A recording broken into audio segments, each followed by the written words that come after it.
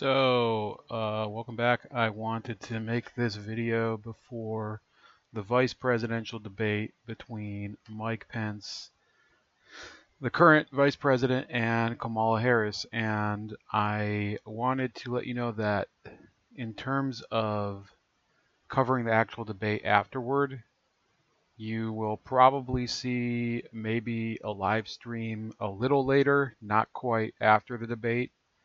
If you want to tune in, get some of my insights about it. But I will say that I think it's going to be a very different debate, and we're going to talk a little bit about why it's going to have to be a different strategy for both of these candidates in terms of getting under the other skin. So we'll do the Mike Pence strategy first of all. Now, I think Mike Pence is actually at an advantage here, and I'm going to get into that a little bit more about like when I explain Kamala Harris's issues. But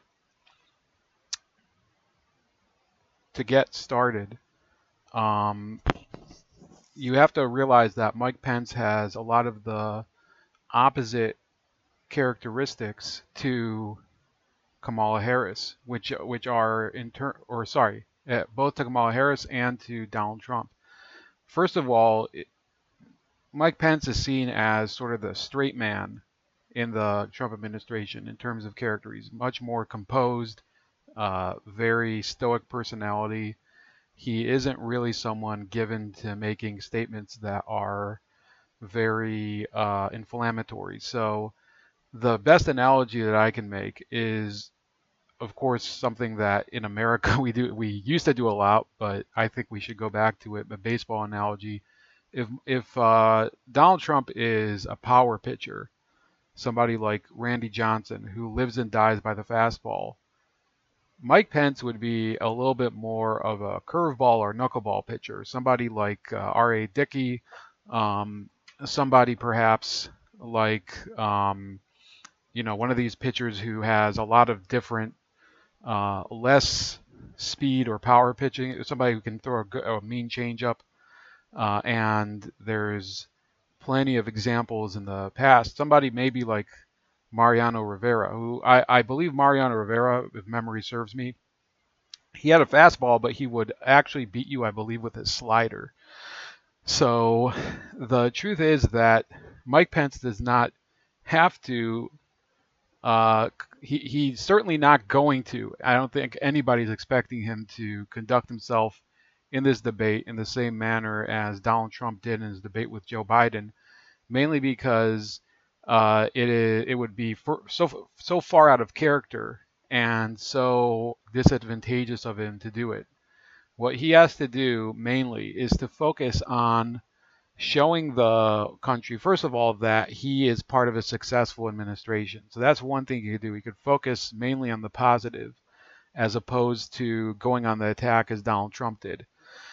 And I would probably emphasize, first of all, the USMCA, the trade agreement with Mexico, and tell the public that the trade agreements with Mexico and with Japan and with countries like that, and the coming trade, possibly a new trade agreement with the United Kingdom, and more diplomacy with the Middle East, and all of the diplomatic initiatives and the creation of one of the most successful economies in American history, those benefit Americans of all racial backgrounds. If you're talking about working class people of whether white, black, Hispanic, if you're talking about some of the and let's not forget while the Asian American population statistically has some of the highest incomes, if you're including South Asians especially,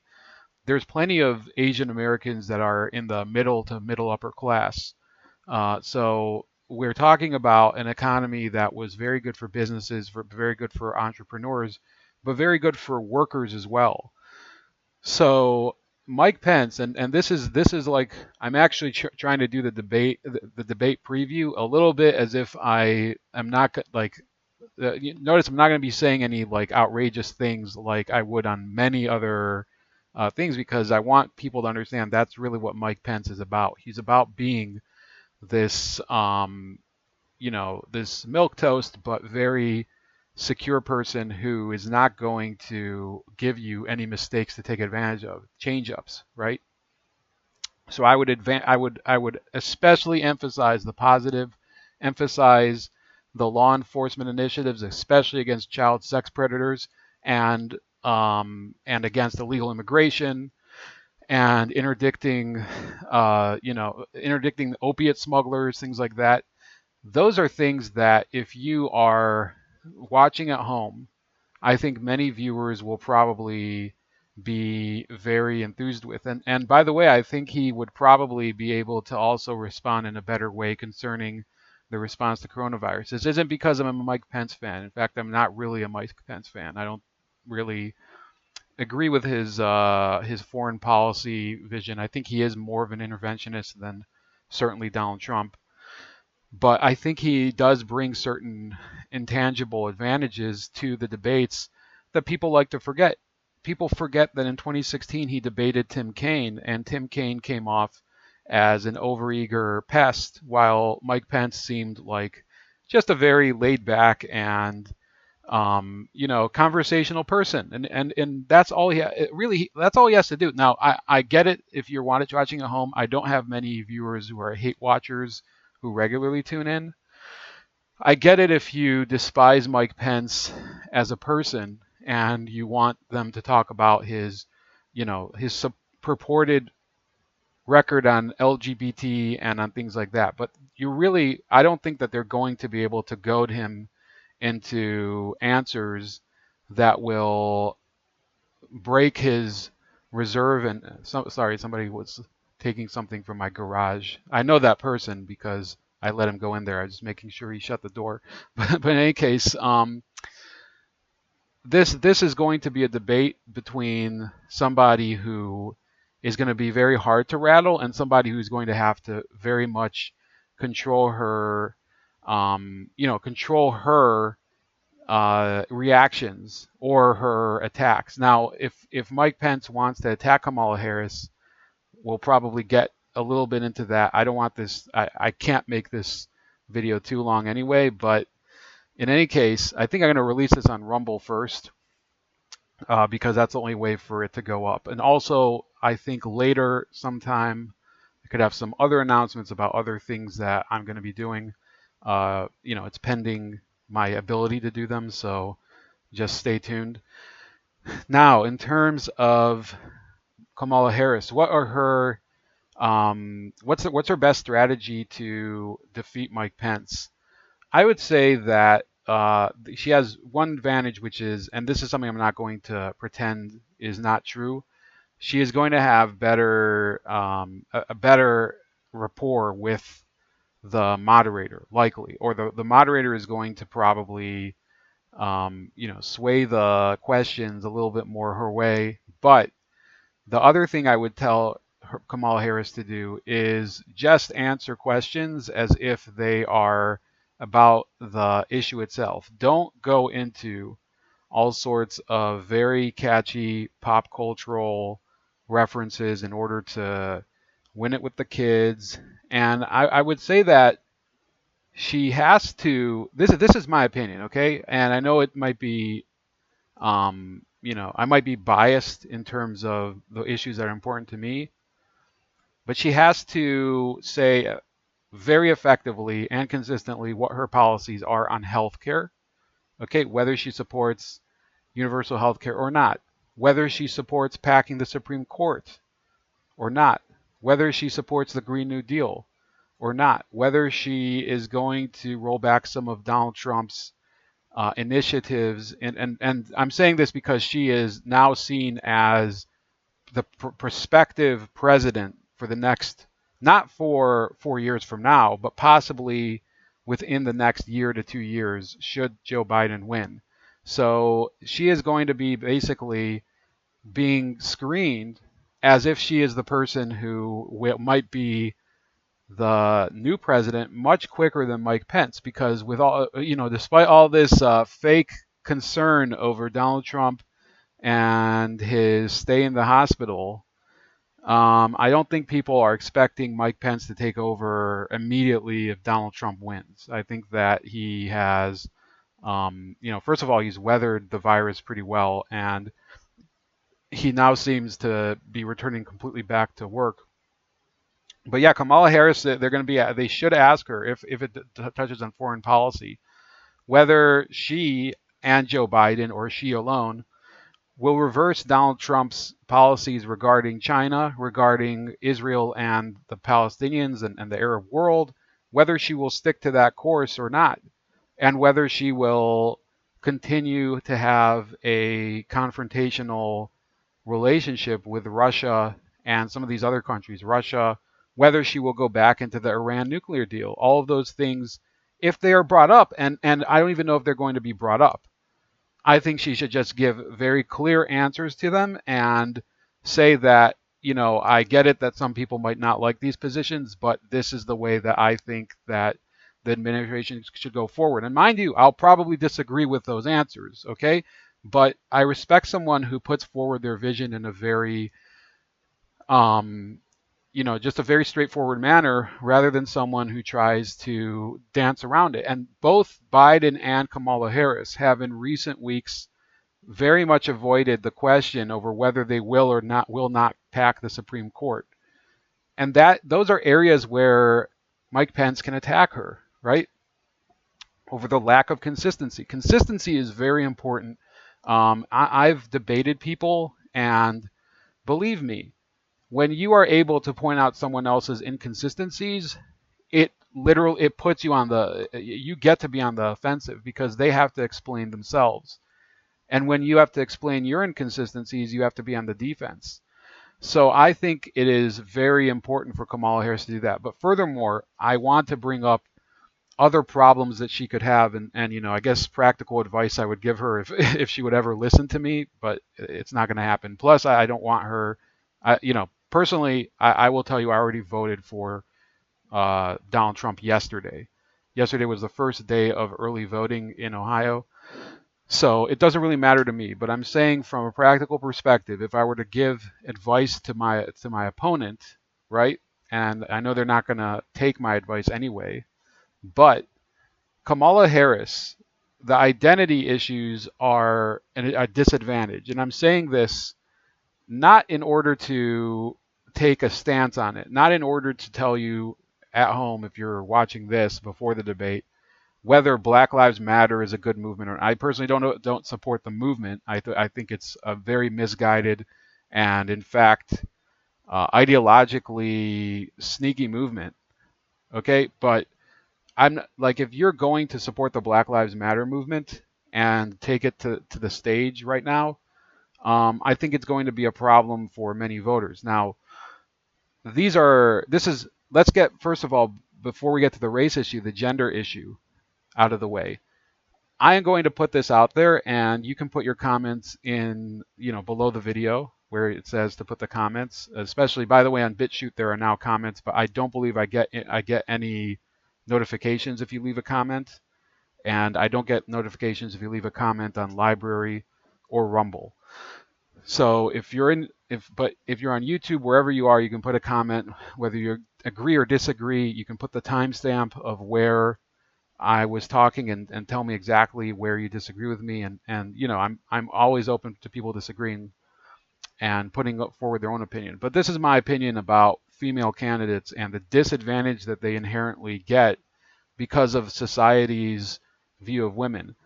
A woman has to control her emotions in I would say contexts in or should I say in when they're appearing before audiences that include both men and women, because women are generally judged by a different standard than men. Meaning that when you reveal things through your voice and through your body language, and I could probably bring this up at a different time, but with actual video, when you do things like blink a lot or move your hair or do stuff with your eyelashes or smile a certain way, or laugh a certain way, as Kamala Harris is very well known to do. These are unfortunately for women different things that they get judged differently for men, and it is unfair, but it is true, and it's not going to stop whether Kamala Harris wants it to or not. Mike Pence and most male politicians, when they go to a debate, they have very few cues that they need to control in order to appear like a composed candidate. Now, there are things that men do that do make them look bad in front of an audience visually. One of them is sweating, right? Richard Nixon, apparently, that was a problem during his debate with John F. Kennedy in 1960. Another thing is if you're not clean shaven or if you have a very unkempt appearance.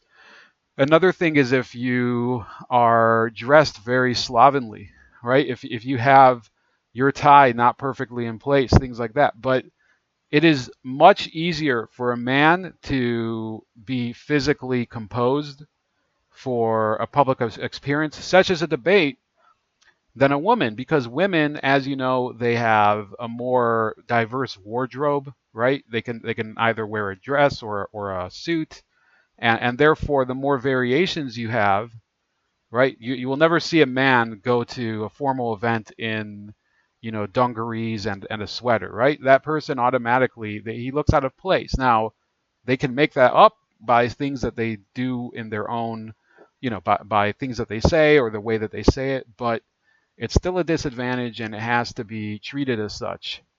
Um, Another thing that women so women have, first of all, the issue that they have to wear something that people will not judge them by too harshly, and Hillary Clinton ran into that, and this is let's put it out there. It is unfair, but it is the way it is, right?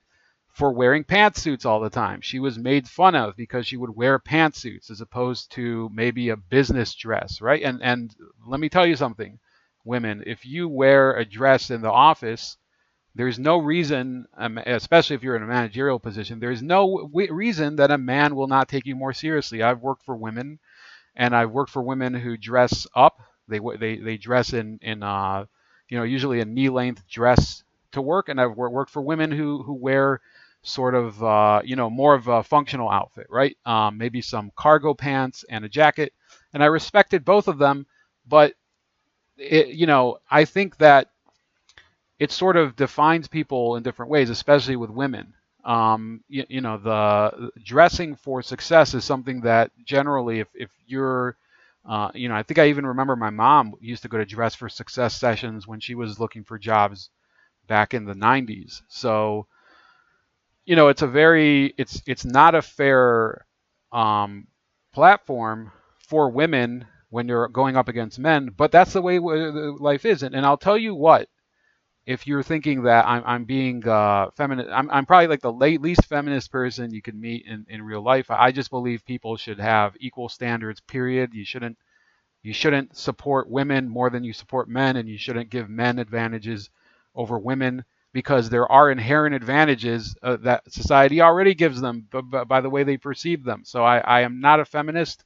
and I don't even know if I'm an anti-feminist. I would just say that I don't think gender identity should be used as a way to, basically crowbar people into office, right? I think that her invocation of her gender, which could come up in the debate, talking about, oh, there's too many old men, dare I say, too many old white men that have already run our country. I think that would be a tremendous mistake on her part. And the truth is that with all the things I talked about in terms of dress, in terms of, also, by the way, and this is a thing that they bring up as a racial thing, but in terms of hair, people judge your hair.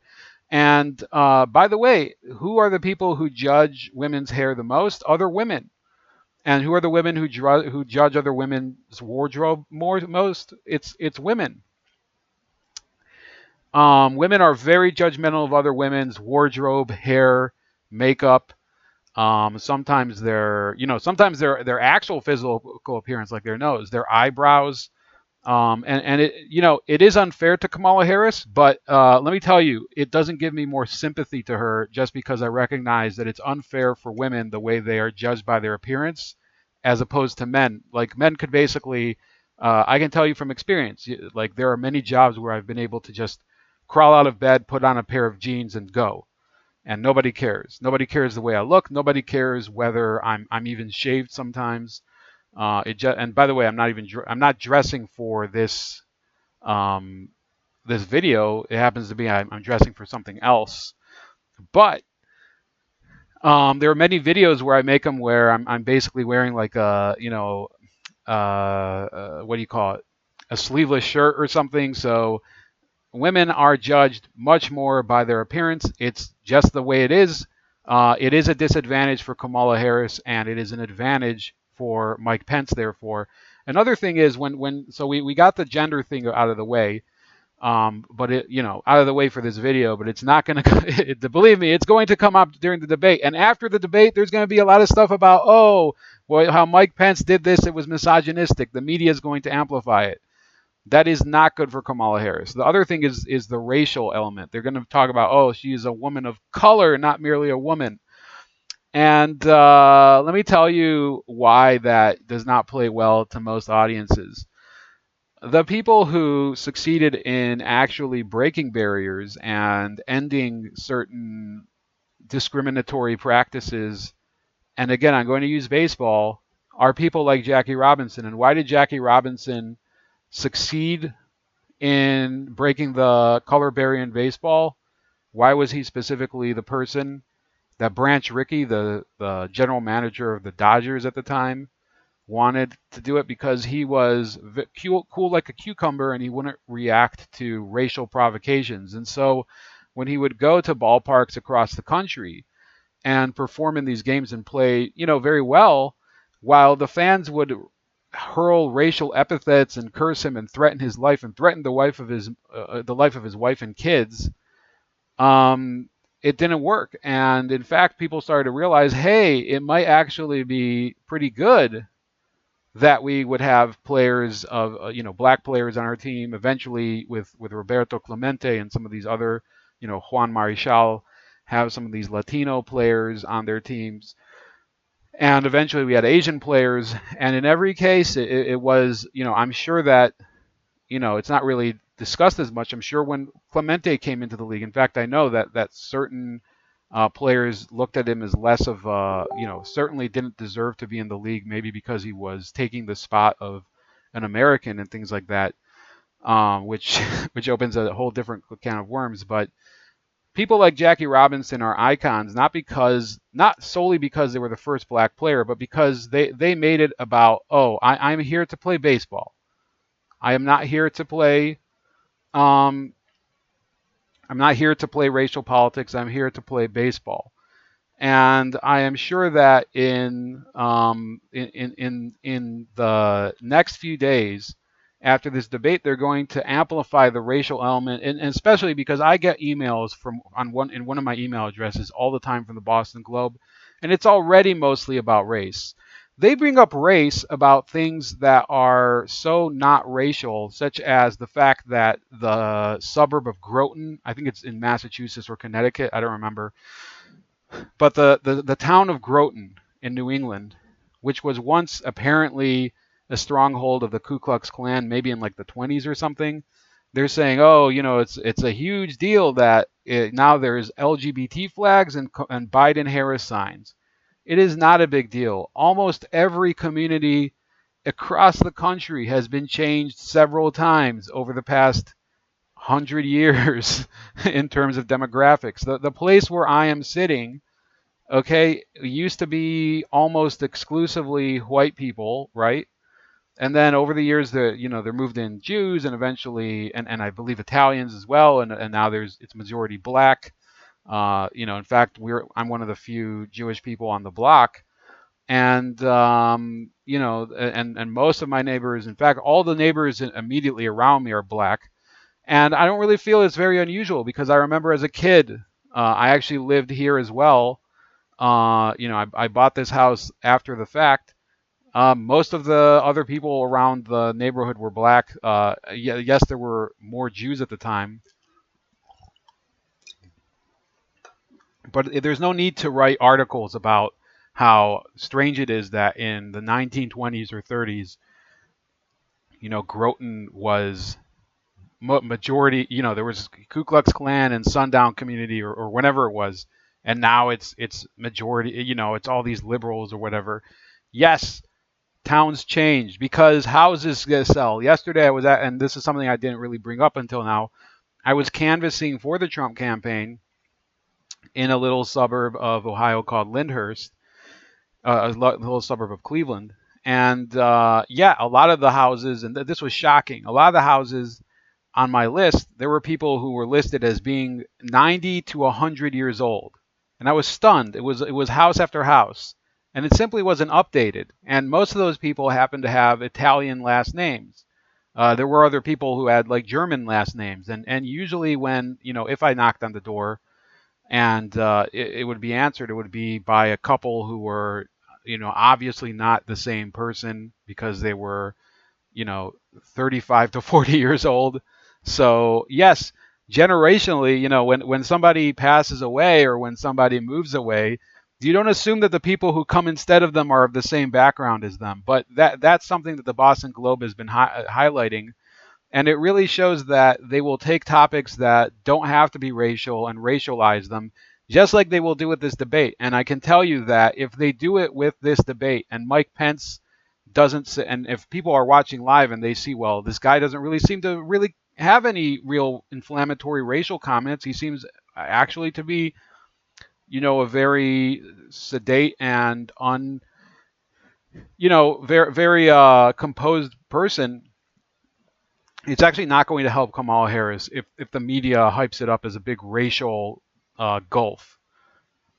And I would emphasize that if Mike Pence can find openings to attack Kamala Harris, he should take them, but he should just be strategic about where they are. So in terms of enforcing the law, he should talk about, oh yes, our administration does take a hard line against child sex predators. Why is it that you, Kamala Harris, why is it that you let child sex predators like some of these Roman Catholic priests in the Diocese of San Francisco, you let them off the hook because you didn't want to go after them because apparently you were good with the diocese? We don't behave like that in this administration. He should go after the record of the Obama administration under Biden and its use of the FISA warrants, right? And tell the people up front that if Kamala Harris gets into office as vice president, she will be one step away from the Oval Office. She will probably have a very central role, maybe not the dominant role, but yes, a more central role as VP so long as Biden is in office, if he continues very long. And she will probably reinstate the abuse of the FISA process and all of the inherent flaws, not just flaws, but naked, you know, the naked politicization of that process, the abuse of the process by the people who are entrusted with it, the people of the Justice Department, the FBI, and the other federal law enforcement agencies that were revealed to be so, so prone to abuse by the Horowitz report. He ought to really say, do you really trust Kamala Harris to respect the Fourth Amendment, to respect the privacy of Americans, to give people their privacy in their web searches, to respect the privacy of Americans when they have conversations on the phone or when they're sharing photos with other people? Do they really expect Kamala Harris, who was such a draconian prosecutor? And he should, just like I said, Kamala Harris she does have a problem. This is a problem, has nothing to do with her gender, has nothing to do with her race. She is very inconsistent, talks all the time about certain issues and reverses herself. And he ought to say it for like right in front of the audience. Do you support universal health care or not? Do you support the Green New Deal or not? Do you support packing the Supreme Court or not? Are you in favor of canceling the Trump tax cuts or not? Are you in favor of reinstituting the individual mandate if you're going to keep Obamacare or not? All of those things he should, and I think he can do it better than Trump, because Kamala Harris, I don't think when you see the way that she reacted to Tulsi Gabbard's attack and basically fell apart, I think Mike Pence is going to have an easier time with Kamala Harris, much easier than Donald Trump had with his opponent Joe Biden, because it's harder to point at Mike Pence and say, "Oh, he's a blustering fool and he's going wild and savage and everything." It's harder to do that. I bet the media can try, but it's not going to work. And yeah, I think that those are the main debate points for them. So yeah, in short, yes, Kamala Harris, I gave some points. I think she has to really fight to be consistent, be very composed, do not do things like cackle that are going to be used as sound bites for people, especially with concerning policies like mass incarceration and criminal justice. Because to be honest with you, I know that some people are saying, well, criminal justice reform is wrong or anything. I think that Kamala Harris's brand of criminal justice is bad for people of all race in terms of prosecuting drug offenders and all of that. There's plenty of people, I think, who are white, black, Latino, whoever, who would probably agree that she would be a horrible person to be in charge of our justice system. She would just be awful. And then in terms of foreign policy, yeah, Mike Pence should say, are you going to return the United States to the Iran nuclear deal or not? Are you going to keep the embassy? Now, the embassy in Jerusalem, I believe that they did say they are going to keep. So that might be something that would be a waste of time. Are you going to support more? Are you going to be able to accomplish the things that Trump has done in terms of brokering more breakthroughs in terms of relations between the Arabs and the Israelis? Are you going to commit not to going to war with Iran unless absolutely necessary, right? Things like that. These are things that he has to go after her and say, our administration has been consistently trying to avoid war, trying to improve relations overseas, trying to reduce taxes for the middle class, trying to increase wages for the middle class with the USMCA. What do you have to offer, and will you commit to all of these policies that you've been wishy-washy on? The Green New Deal, universal health care. Third one would be packing the Supreme Court. And finally, the last issue where she's been very wishy-washy on has been, there's going to be whether he's going to prosecute Donald Trump, Joe Biden, whether she will support, ending tech censorship, things like that. I'm sure there's other things that I forgot. Whether she's going to support legalization of marijuana. Those are things that he can basically, sort of drive a wedge between the Democrats and their progressive base. And those are, I think, the most important things that he could do in order to weaken her in the debate. And as for her, how does she go after Mike Pence? I think that those are things she's going to talk a lot about. The family separation. She's going to talk a lot about the management of the coronavirus, maybe a little bit about income inequality, things that do play well with the left. And those are just things in terms of emphasis. Like, those are things that I think do play well with the audience. I don't know if they necessarily work well with Trump voters and voters who tend to not vote Democrat, who might be still on the fence about whether they're going to vote for Trump or not. But that's about it. Please like, share, and subscribe. I will upload this to Rumble first. And you can also find me on all of the other social media platforms. Those would be, sorry. That didn't work. Okay, so here's my old article, but you got YouTube, you got BitChute, Minds.com for a lot of these other posts, Subscribestar, Gab, Library, Parler, and Rumble. So for alternatives to YouTube, BitChute, Library, and Rumble, it's going to go on Rumble first, simply because that's the way that's for some reason you can't upload it to Rumble after YouTube. Talk to you later.